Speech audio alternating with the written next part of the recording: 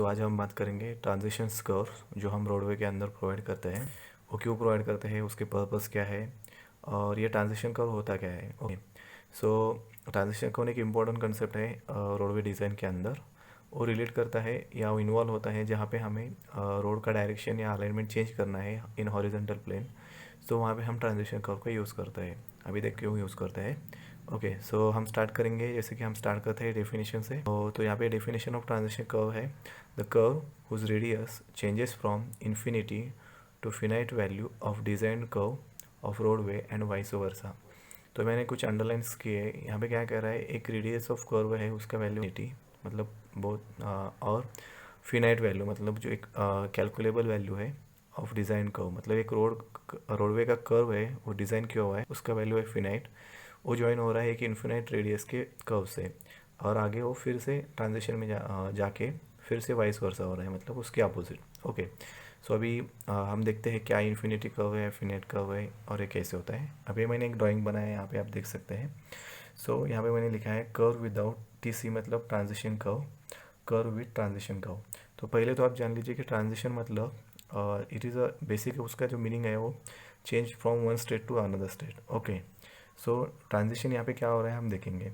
सो यहाँ पे मैंने जैसे कि कहा था जो curve whose radius is infinity, तो आपको बता देना चाहता हूँ जो स्ट्रेट पोर्शन होता है या स्ट्रेट लाइन होती है उसका रेडियस होता है इन्फिनिटी।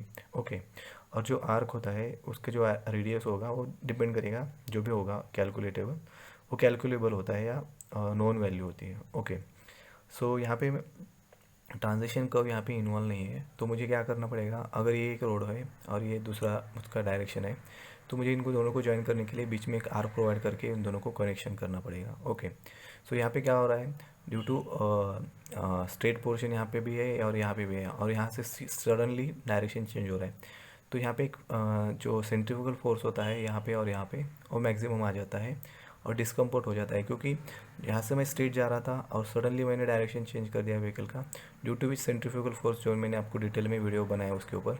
उससे क्या होता है, जो व्हीकल यहाँ से यहाँ जा रही हो तो ड्यू टू कर्वेचर एक आउटवर्ड फोर्स होता है जो व्हीकल को कर्व्स के अंदर आउटसाइड डायरेक्शन में पुल करता है।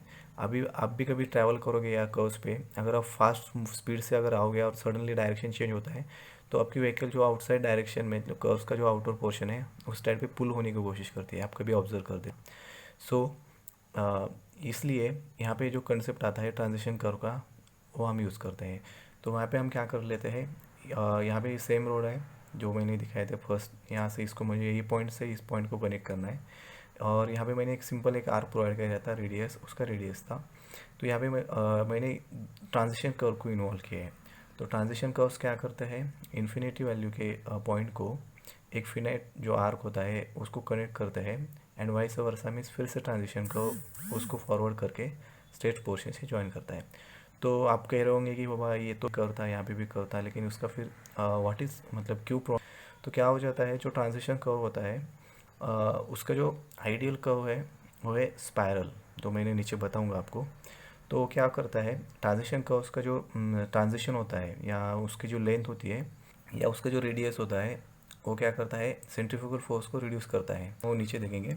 तो यहाँ पे मैंने ट्रांजिशन कर्व प्रोवाइड किया ये आर्क। तो अभी इन जनरल आप देख सकते हैं कि यहाँ पे जो रेडियस था एक शार्प रेडियस था, लेकिन यहाँ पे जो रेडियस है वो बहुत अपस्ट्रीम पॉइंट से स्टार्ट होके यहाँ पे भी एक्सटेंड करते हुए आगे जाके फिर स्ट्रेट लाइन से ज्वाइन हो गया। सो इसकी वजह से जो रेडियस बना है यहाँ पे आप देख सकते हैं, वो रेडियस बना है हमारा लार्ज, या लेंथ ऑफ कर्व हो लार्ज बन चुका है। और यहाँ पे जो डायरेक्शन था वो या जो रेडियस था वो शार्प था, तो शार्प रेडियस और लॉन्ग रेडियस। जो लॉन्ग रेडियस होता है तो यहाँ पे हमें स्मूथ ट्रांजिशन के लिए थोड़ा सा मतलब कंफर्टेबल जर्नी है या सेंट्रीफ्यूगल फोर्स है वो हम रिड्यूस कर कर्व, क्योंकि लॉन्ग रेडियस और लेंथ ज़्यादा होने की वजह से जो सेंट्रीफ्यूगल इम्पैक्ट है वो कम हो जाता है। सो अब बेसिकली मैं आपको ये डायग्राम बनाया है। तो यहाँ पे मैंने एक देखा है स्मॉल रेडियस मतलब छोटा सा एक सर्कल है उसका एक पोर्शन कट करके मैंने एक स्मॉल रेडियस दिखाया है, और यहाँ पे एक बड़ा सर्कल था उसका मैंने पोर्शन यहाँ पे कट करके इतना सा लार्ज रेडियस दिखाया है। तो यहाँ पे आप देख सकते हैं स्मॉल रेडियस के अंदर शॉर्ट लेंथ पे अंदर और डायरेक्शन चेंज हो गया, मतलब ये पॉइंट से ये पॉइंट तक कम लेंथ में शॉर्ट रेडियस में हमारा डायरेक्शन चेंज हो गया। यहाँ पे क्या हो गया, डायरेक्शन पॉइंट तो दोनों ये और ये पॉइंट सेम कनेक्ट हो गए, लेकिन जो रेडियस था वो लार्ज था और लेंथ भी थी वो ज़्यादा थी ट्रांजिशन की। तो इसकी वजह से क्या होता है, अब जो स्मॉल रेडियस होता है, जहाँ पे भी रेडियस स्मॉल होता है वहाँ पे जो सडन चेंज होता है वो ज़्यादा होता है। सडन चेंज मतलब डायरेक्शन सडन चेंज होगी तो इम्पैक्ट ज़्यादा होता है, या सेंट्रीफ्यूगल फोर्स ज़्यादा होता है और डिस्कम्फर्ट ज़्यादा होता है उसकी वजह से। और जहाँ पे रेडियस लॉन्ग होता है, लार्ज रेडियस, तो वहाँ पे क्या होता है, जो चेंज है वो स्मडन ज़्यादा नहीं होता, मतलब स्मूथ चेंज होता है। और उसकी वजह से जो सेंट्रीफ्यूगल फोर्स ये कम होने की वजह से यहाँ पे जो ट्रांजिशन मिल जाता है, स्मूथ ट्रांजिशन मिल जाता है। ओके, सो ये था बेसिक ट्रांजिशन का। तो हम इसके अभी पर्पस देखेंगे, why we provide transition curve.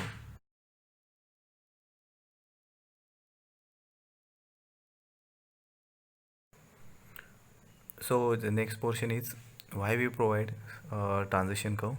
So उसका पर्पस क्या है, मतलब क्यों प्रोवाइड करता है। The first thing is to provide less centrifugal force.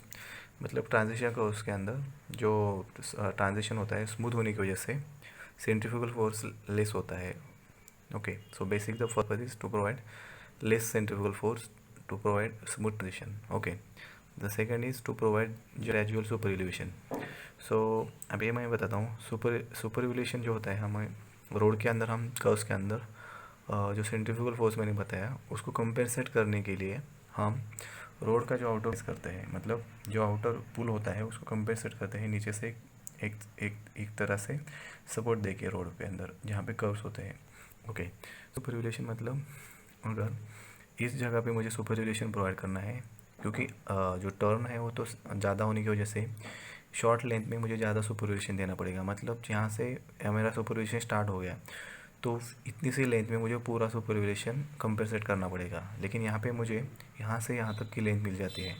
तो क्या हो जाता है, जो फ्रैक्शंस में मिलते हैं मुझे हर एक पॉइंट्स के अंदर वो स्मूथली मिल जाते हैं, और उसकी वजह से जो ट्रांजिशन होता है वो राइज होता है सुपर एलिवेशन का, वो स्मूथ होने लगता है। Rather than here there is possibility of sudden rise of superviolation on roadway. Okay, ये हो गया दूसरा, मतलब ग्रेजुअल सुपरविलेशन हम प्रोवाइड कर सकते हैं ट्रांजिशन कर्व्स की हेल्प से।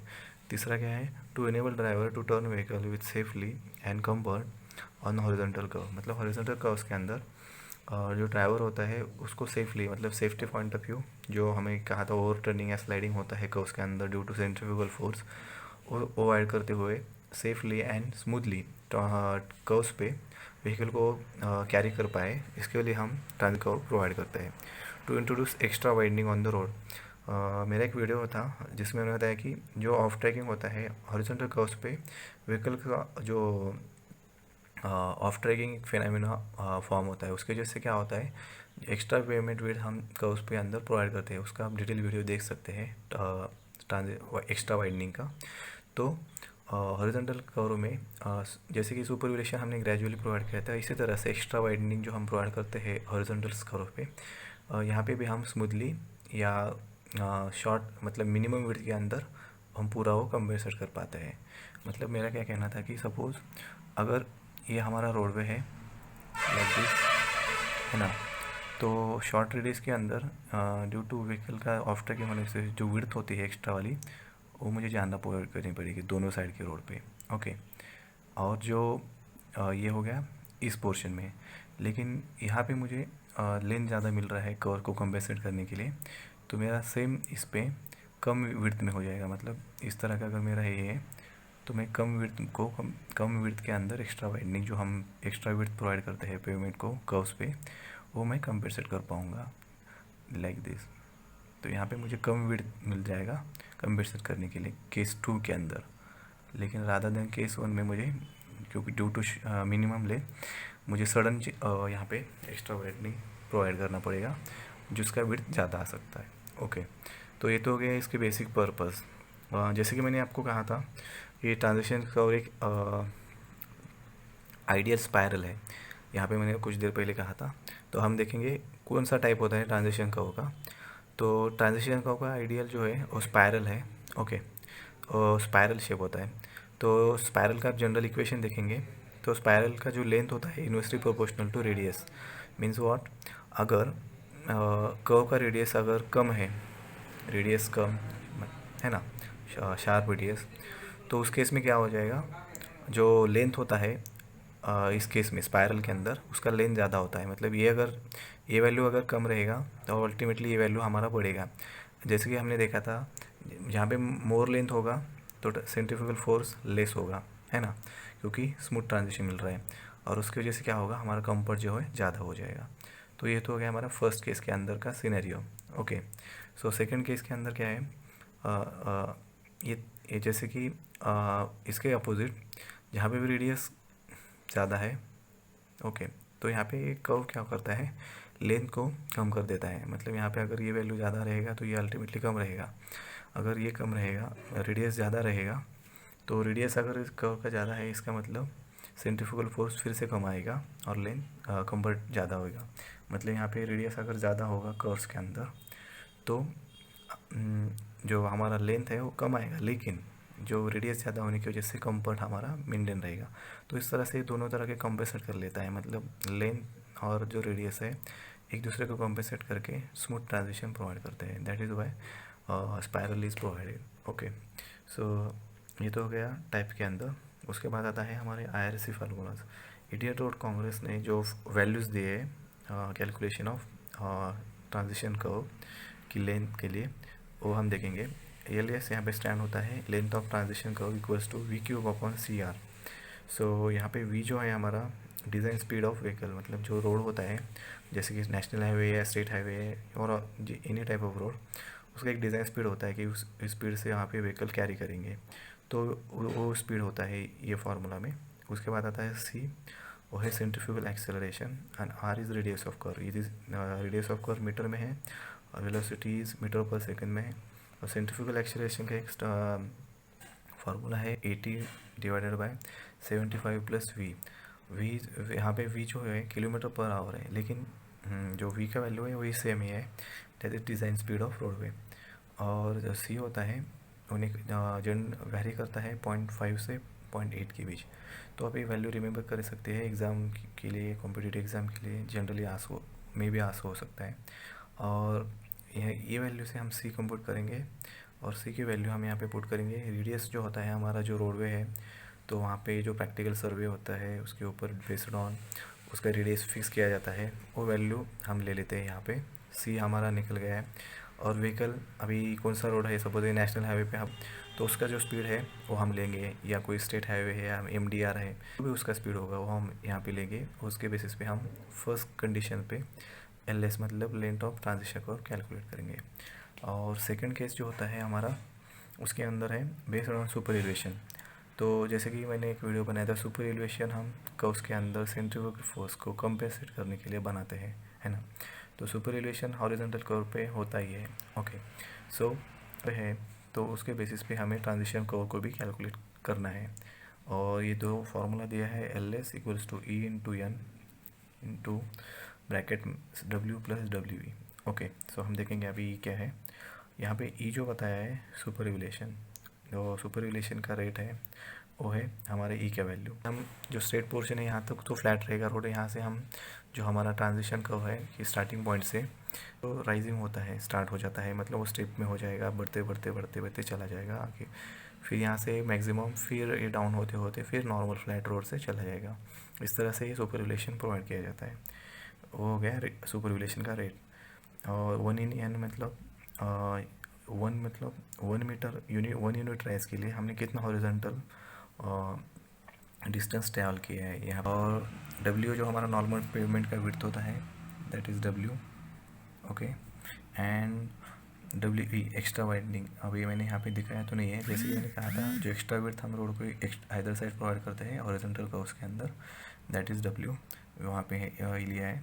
तो इस तरह से हम ये वैल्यू को यहाँ पे कंप्यूट करते हुए लेंथ ऑफ ट्रांजिशन को निकाल करते हैं। तो ये दोनों वैल्यू और कुछ एम्पिरिकल फार्मूले जो मैंने बताए नहीं, आप टेक्स्ट बुक से रेफ़र कर लीजिए। एम्पिरिकल फार्मूला का जो मैक्सिमम वैल्यू आएगा वो हम प्रोवाइड करते हैं। अभी मैक्सिमम क्यों, क्योंकि जो हमारा क्राइटेरिया है सोल्यूशन या सेंट्रीफ्यूगल एक्सेलरेशन, उसके अंदर जो सबसे उसके लिए जो सबसे ज़्यादा बड़ा वैल्यू होगा वो हमें स्मूथ ट्रांजिशन प्रोवाइड करेगा, तो वो मैक्सिमम वैल्यू हम ट्रांजिशन कर्व के लिए ले लेते हैं। सो आई होप मैंने आपको ये ट्रांजेक्शन कर्व का बेसिक टर्म्स और उसके टाइप्स अच्छे से बताई दिए हो। इसके रिगार्डिंग कोई क्वेश्चन या कोई अगर आपको एडिशनल जानकारी चाहिए तो आप मुझे कमेंट कर सकते हैं। Okay, thank you.